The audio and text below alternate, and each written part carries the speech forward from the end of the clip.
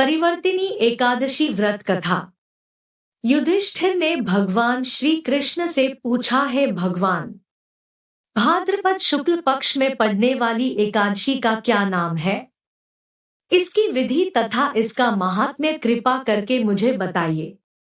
तब भगवान श्री कृष्ण कहने लगे कि इस पुण्य, स्वर्ग और मोक्ष को देने वाली तथा सब पापों का नाश करने वाली उत्तम वामन एकादशी का महात्म्य मैं तुम्हें बताने जा रहा हूँ। तुम इसकी कथा ध्यान से सुनो। यह परिवर्तिनी एकादशी जयंती एकादशी भी कहलाती है।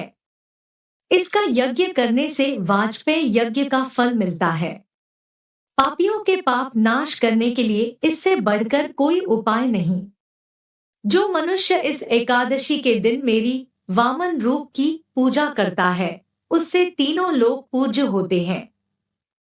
अतः मोक्ष की इच्छा करने वाले मनुष्य इस व्रत को अवश्य करें।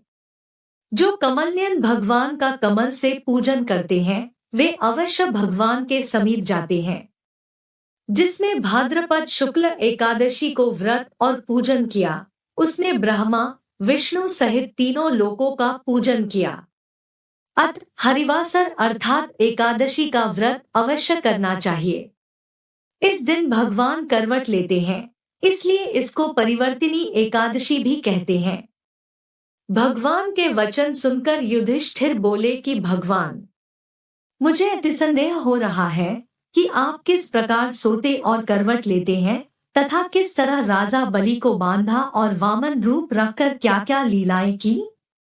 चातुर्मास के व्रत की क्या विधि है तथा आपके शयन करने पर मनुष्य का क्या कर्तव्य है, सो आप मुझसे विस्तार से बताइए। श्री कृष्ण कहने लगे कि हे राजन, अब आप सब पापों को नष्ट करने वाली कथा का श्रवण करें। त्रेतायुग में बलि नामक एक दैत्य था। वह मेरा परम भक्त था।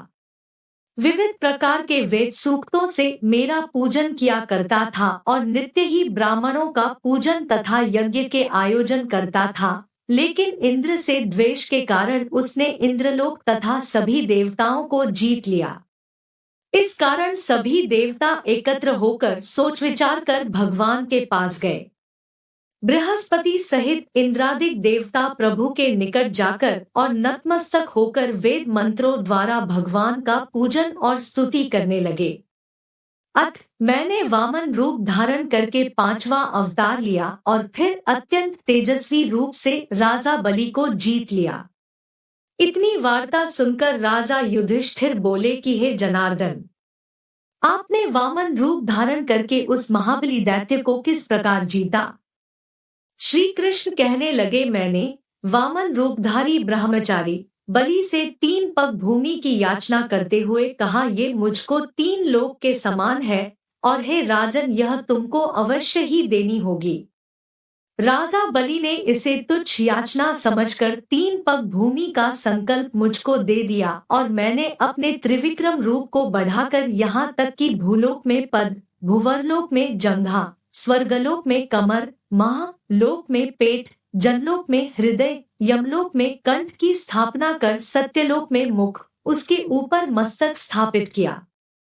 सूर्य, चंद्रमा आदि सब ग्रहगण, योग, नक्षत्र, इंद्रादिक देवता और शेष आदि सब नागणों ने विविध प्रकार से वेद सूक्तों से प्रार्थना की।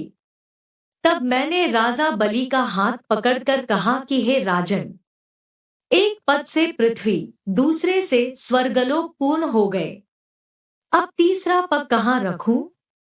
तब बलि ने अपना सिर झुका लिया और मैंने अपना पैर उसके मस्तक पर रख दिया, जिससे मेरा वह भक्त पाताल को चला गया। फिर उसकी विनती और नम्रता को देखकर मैंने कहा कि हे बलि, मैं सदैव तुम्हारे निकट ही रहूंगा। विरोचन पुत्र बलि से कहने पर भाद्रपद शुक्ल एकादशी के दिन बलि के आश्रम पर मेरी मूर्ति स्थापित हुई। इसी प्रकार दूसरी क्षीरसागर में शेषनाग के पष्ठ पर हुई। हे राजन, इस एकादशी को भगवान शयन करते हुए करवट लेते हैं, इसलिए तीनों लोकों के स्वामी भगवान विष्णु का उस दिन पूजन करना चाहिए। इस दिन तांबा, चांदी, चावल और दही का दान करना उचित है।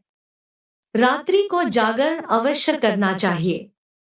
जो विधिपूर्वक इस एकादशी का व्रत करते हैं वे सब पापों से मुक्त होकर स्वर्ग में जाकर चंद्रमा के समान प्रकाशित होते हैं और यश पाते हैं। जो पापनाशक इस कथा को पढ़ते या सुनते हैं उनको 1000 अश्वमेध यज्ञ का फल प्राप्त होता है। धन्यवाद।